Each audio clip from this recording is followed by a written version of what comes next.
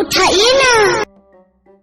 Hello, কি আওরা করার কথা কান? কালকে আমি লাইনের বিল দিয়ে আসলাম না, আজকে আবার লাইন কেটে দিচ্ছেন। বাচ্চা থেকে আমাকে দাবড়াইতেছে, বাড়ি ঘর আন্ধার হয়ে গেছে গা।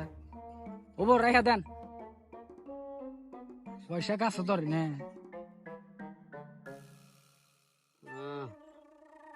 কিনা উলা পারে না কি করে? কে রে, কি হয়েছে? জুম্বারস কে? আর বুঝ না, জ্বর মাথার বিষ।